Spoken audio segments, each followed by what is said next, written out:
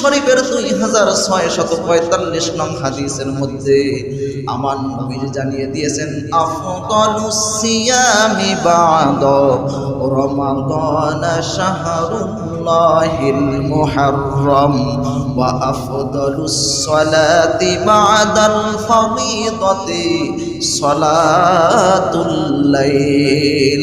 আমার নবীজি বলছেন, রমজান মাসের রোজার পরে সর্বশ্রেষ্ঠ রোজা হইল মুহররম মাসের রোজা, অর্থাৎ মুহররম মাসের আশুরার রোজা।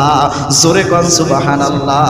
ওয়া আফদালুস সালাতি বা'দাল ফারিদাতি, ফরজ সালাতের পরে সর্বশ্রেষ্ঠ সালাত হলো সালাতুল লাইলি, রাতের নামাজ, তাহাজ্জুদের নামাজ। জোরে কোন সুবহানাল্লাহ।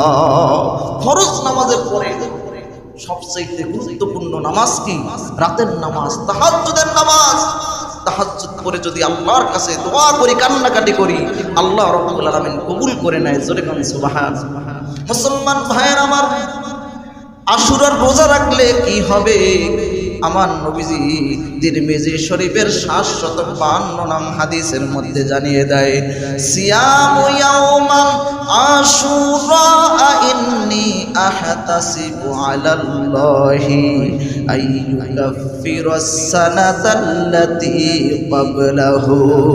আমার নবীজি বলছেন, কেউ যদি আশুরার রোজা রাখে, মুহররম মাসে যদি কেউ আশুরার রোজা রাখে, আমার নবীজি বলেন, আমি আশা করি আল্লাহ রাব্বুল আলামিন তার পূর্ববর্তী 1 বছরের গুনাহ আল্লাহ রাব্বুল আলামিন ক্ষমা করে দেবে। জোরে কর সুবহানাল্লাহ।